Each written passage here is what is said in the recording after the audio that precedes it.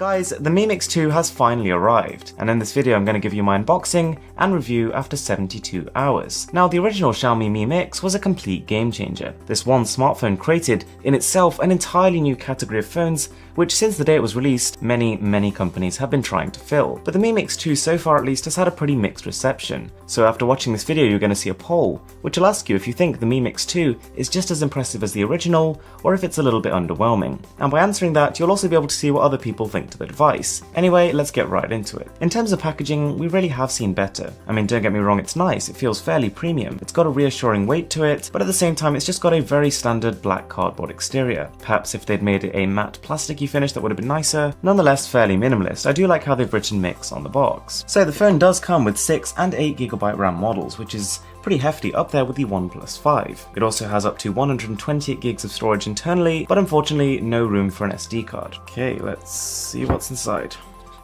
Okay, this is nice. I like this now. So there is some sort of message here, followed by a signature, and whilst I have no idea what it says, it's making me feel pretty good nonetheless.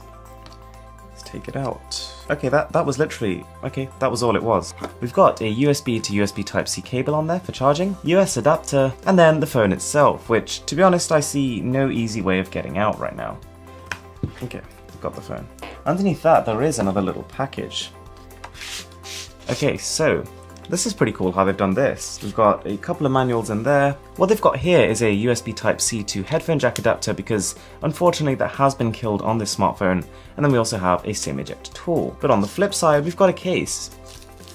Okay, to be honest, it's a bit of an underwhelming case. But what I do like is they have written Mix designed by Xiaomi. And if you look closely, the font actually changes from a striking, contrasting grey colour. As you move along it, it becomes more and more dark until it pretty much blends with the case. You ready? That is one incredibly reflective phone, and the first thing you're going to notice is we have the same text that we saw on the case, but it's in gold here. And we also have a gold rimmed camera. I really like the look of the phone, I have to say. Anyway, we're not going to waste any time. We're going to fast forward 3 days now, and I'm going to tell you what you need to know about the smartphone. Let's go. Now that we've hit late 2017, we've seen a lot of phones with this supposed bezel-less form factor. And whilst the Mi Mix did originally impress us, the pressure is really on for the Mi Mix 2 to take it to the next level. Kicking things off with that display, we've got a resolution of 2160 by 1080, which means essentially it's the same as a 1920 by 1080p panel, but it's stretched a little bit vertically. In terms of display quality, it's good, but it's really just not that great. It's using a conventional IPS LCD technology, and it's got a pretty underwhelming resolution too. Considering we are nearly in 2018 now, and the price of the handset, I was expecting better.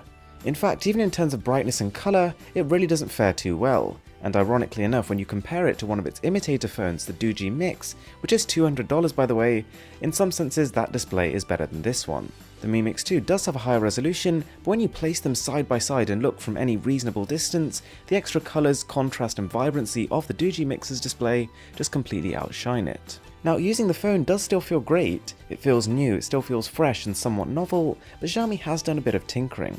You'll notice these stock wallpapers have all gone really dark around the edges, and this is to make it seem like the screen is blending into the bezels. Now, if you change these wallpapers to something with a little bit more of a flat colour scheme, you'll notice the bezels here are still very apparent. Don't get me wrong, it does still have a good screen to body ratio, but the fact of the matter is when you realise its predecessor has a better one, you can understand why people are somewhat disappointed. Now, when you turn the phone over, it is straight up gorgeous.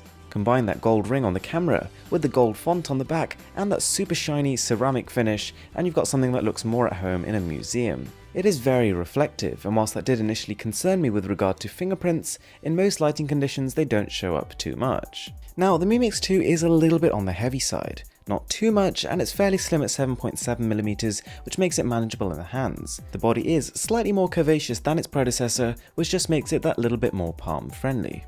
Turning it over and over in the hand, you'll feel like the phone has this level of uninterrupted seamlessness which we have rarely seen on smartphones so far. Now, it is worth pointing out something which seems like a bit of an odd decision. Whilst the ceramic covering the rear of the phone is extremely resistant to drops, and that's part of the reason they've used this material, for the front display, instead of using the latest and greatest Gorilla Glass 5, they've gone for Gorilla Glass 4, which is much less resistant against drops.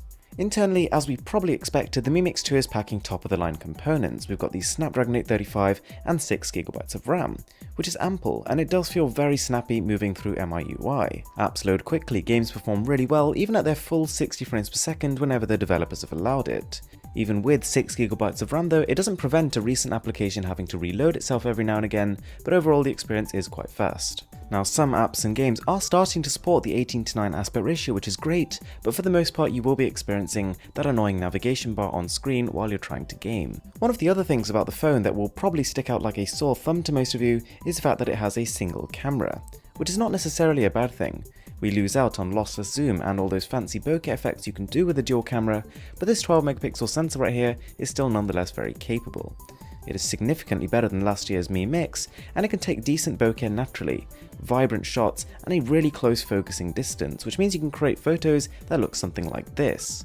We've also got 4K video, which supports 4-axis optical image stabilization. The front camera only has a 5MP resolution, and unfortunately its placement on the bottom right hand corner means you're very prone to getting your thumb in the way. Now, what the company recommends every time you want to take a selfie is to turn your phone upside down, which to be honest I think is pretty laughable as a solution, and it definitely seems far from ideal. Having said that, when you do get it right, given its 5MP resolution, the end quality is pretty good. The Mi Mix 2 has a single mono speaker on the bottom right, which sounds okay. It has a little bit more bass than my Note 8 and a tiny bit more volume too.